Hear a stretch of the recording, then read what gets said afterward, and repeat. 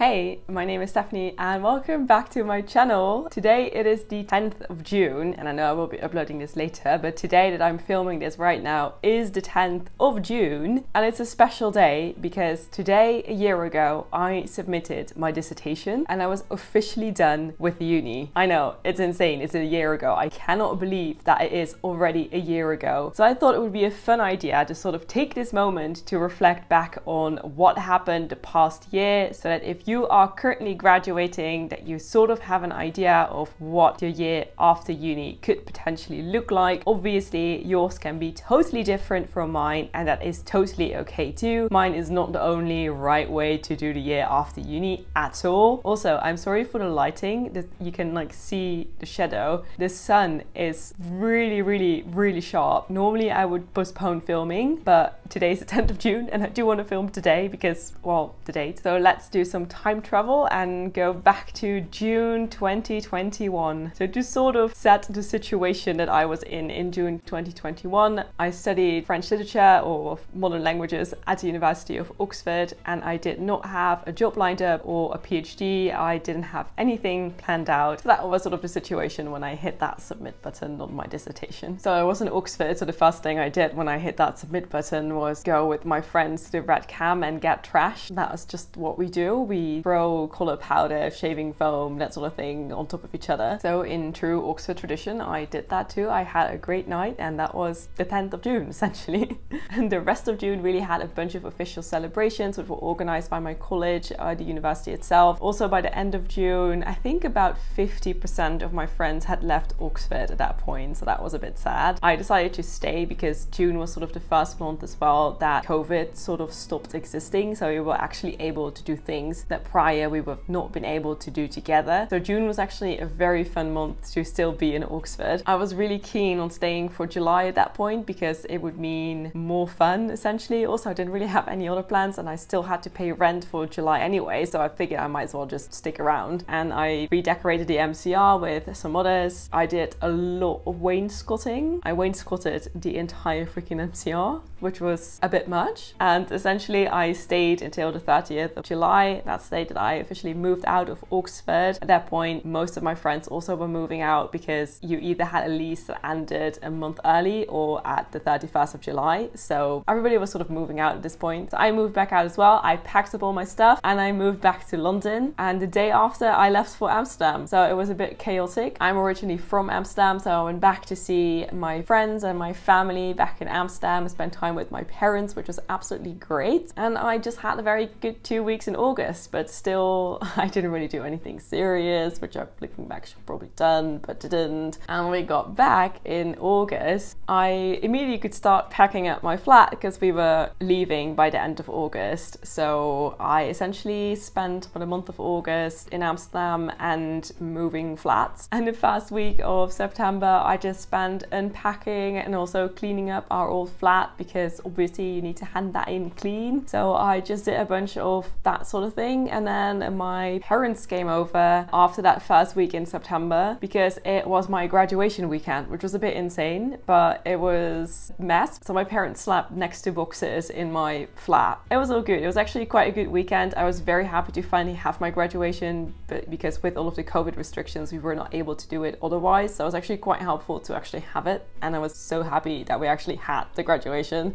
and that my parents were able to come over with COVID and everything. Also, the weekend that my parents were in Oxford was this apparently once a year type weekend where all the colleges open up their doors to the public. We were able to visit so many colleges, which was absolutely insane. So the rest of September I spent unpacking boxes and applying to jobs because at that point the reality was that I still needed to find a job. I have been unlucky getting a job back during my degree. I at that point in September had been rejected by 90 jobs, so that was not good. So I was at that point a bit more on top of my game and decided to apply to a bunch of graduate schemes again and also start my applications for PhDs because at this point I had A, no idea what I want to do with the rest of my life, B, no idea what was actually going to give me an offer. So I just decided not to pick one but just go for both and essentially, you know, may the best offer win. That was sort of my strategy at that point. So then we have the lovely month of October. In the first week my dad actually stopped by and he helped me DIYing some stuff for the flat that we are currently living in. He put that cabinet together. It's from IKEA, but he put it together. And it was just more job applications, more PhD applications, but also the first ever assessment center that I ever went to, which was an experience. I don't like assessment centers, but I don't think anyone does. And November, more job applications, still working on a PhD applications. And then a job offers came, which was a bit surprising to me because last time round it just did not work out that way. And now all of a sudden some job offers came in and I was a bit confused about that, but also incredibly happy. And then finally one came in that I was incredibly keen on, and that for me was the point that I had to make a decision on whether or not to continue with the PhD applications or whether this job offer that I had gotten was actually way more the thing that I was looking for than a PhD offer, if that makes sense. Like, would I take a fully funded PhD offer over this job offer that I had? And the answer was actually no. So at that point I decided to stop with the PhD applications and take the job offer essentially. And the end of November brought more job offers, and it also brought the buitenlandbeurs, which roughly translates to the study abroad fair, and I think they call it the go abroad fair in English, and that, like, the Dutch organization. It's just a bit weird. Anyways, I was invited by them to go speak on my experience studying abroad in the UK, and so I did. So I traveled once again back to the Netherlands to go give a presentation on my experience studying abroad. I very much enjoyed it. The only downside was that entire trip that I did end up in the stranded Eurostar train. Like, that was not great. Still don't like taking the last train out of London or out of Amsterdam just because I got stranded on it that one time. And then December, and then I got the job offer that I ended up taking, and it was a job offer for a graduate scheme for a company that I am incredibly keen on, and I feel incredibly lucky that I've gotten an offer from them. And in all honesty, it will not start until September. So here I'm sitting. I signed my contract back in December and I still have not started on this job. It's very weird, but it's so nice to have that security. And honestly, when I got also the first job offer that I decided was a better offer than doing a PhD in my case, it was like, honestly, I was carrying this like weight on my shoulders, and the moment I got these job offers, it just lifted the weight of my shoulders and I was just able to, breathe again. It was very weird, but the pressure and the stress that you experience as a recent grad trying to find a job is really real. And I did struggle with that, especially when September came around and it was like the season again to start applying to jobs. So when it was December and Christmas came and I knew that I had this job offer, and it also was my birthday, I turned 25 in December, and I saw my family again, and it's New Year's, and I was just able to go start January knowing that I will have a good job starting in September, and I can just essentially do whatever in the months leading up to it. And it really changed my mindset from this need to find a job and also this pressure and just the full-time applying to jobs. It's very weird, and it really shifted from that to, I don't know, YOLO I suppose. So in January I also had that one of my friends from New York, because I had prior lived in New York for university exchange, and one of my friends got a job in Florida, and I decided, you know what, I am just going to visit you in Florida because why not? So at that point I sort of knew that I needed to find a job to fill the gap till September. I was sort of, telling myself, yeah, I'll apply to jobs in the future, I'll figure it out to find something to fill that gap. And I was not really keen on finding anything, even though I know that I should, but I was just sort of like, yeah, I don't know, it's fine. But I did really need to find something. And then this potential trip to Florida came around, and I was like, you know what, I really do need to find a job right now because I otherwise cannot afford to go to Florida. I just can't. So I might as well find a job to pay my way to Florida. And that actually motivated me a lot, just find a job to fill that gap. So I decided to apply to a bunch of other jobs, right? So just minimum wage type jobs, everything from telesales, which I ended up doing, which I'm still doing now, which I just finished work, to handling agents at airports, to becoming a Starbucks barista, to becoming like an Apple salesperson, whatever. I literally applied to everything you can imagine. I applied for for it, as long as I thought it would be some sort of fun. I was looking for something part-time, and I found something which ended up being telesales, which I was personally not very keen on. It was my least favorite job, and it turned out to be a lot of fun. Honestly, I had such a great time working for this company. I had honestly a great time. So I started work in February, and I worked part-time, and it was fun. And it was also very good for me to have a job, because my last work experience wasn't that great. So to have an experience that is better, and also to see, I know it sounds so stupid to say this, but to see that I am able to show up to work in the morning on time every single day. It's like, so like, obviously you can do that, but to sort of see that you can actually do that was important to me, strangely. To also see that I can hold down a job, to know what to do if I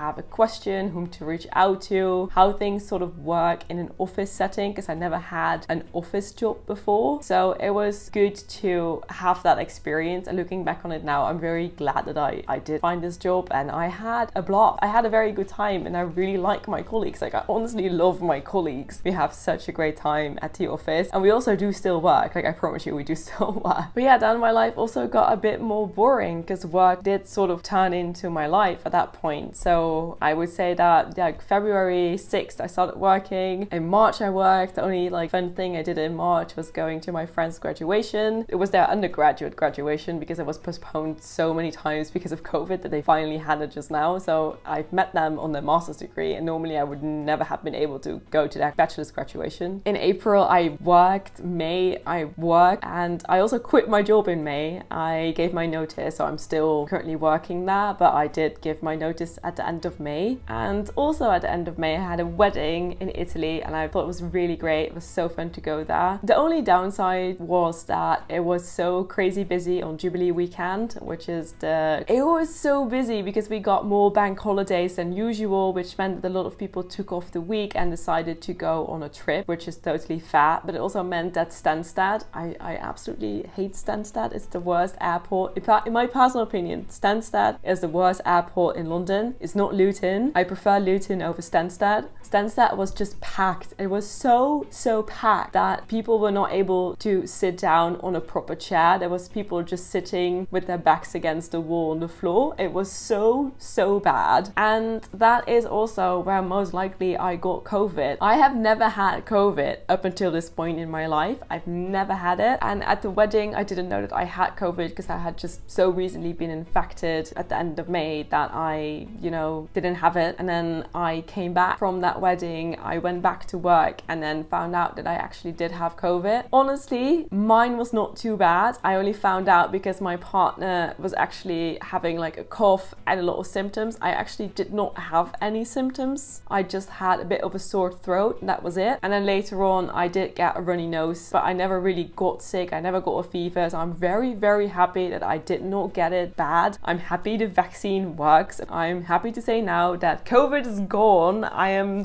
fine. I don't have a cough. I don't have anything. I'm totally fine. I must say though that I'd rather have it now than last year, for sure, like 100%. I did miss another wedding, because I actually had 2 weddings in 1 week. So yes, that was essentially everything that happened over the last year. And looking back on it now, I think I did pretty well for myself. I found a good graduate scheme, and I'm very excited for that. Will start in September, so I still have not started on it yet. I also really like the job that I had in between. If you would have asked me a year ago what this year would have looked like, I would have had no idea what it would have looked like at all. I think that for the circumstances and everything, that I nailed it. At least it feels that way. I'm happy reflecting back on it and thinking that I did the right things, that I made the right decisions up until now. So I'm happy with this year. I think it turned out better than I would have expected it to turn out, because obviously being rejected by 90 jobs is not really a fun thing. It doesn't really show a lot of promise for the future. So I was a bit taken back by that, especially in the beginning. And then to be able to get multiple job offers and actually having to make a decision was incredible. And I am so beyond grateful that that actually happened, and that I was able to make that decision, even though that means that I will not start work until September. Yeah, that's essentially my entire year looking back on it, and I look forward to everything that's to come. Obviously also with my trip to Florida that I now have saved up enough money for, to be actually able to go to Florida. Which I've also learned from this that it is definitely not a bad thing not to have a plan when you're straight out of uni, because so many people just do not have a plan at all. Like, I didn't have a plan, I was just applying to stuff. So honestly, like, it's not bad to not have a plan. It's fine. You'll figure it out. It's just a weird year. The first year after uni is just weird. Thank you so much for watching if you watched all the way to this point, because this is going to be a long video. But thank you so much. Please like, comment and subscribe, and stay tuned for my next adventures and more Oxford content, because that is still a bunch of Oxford stuff that I have on my list and still have not made a video about. So those will be coming in the future as well. So again, thank you so much for watching. Have a lovely day. Bye.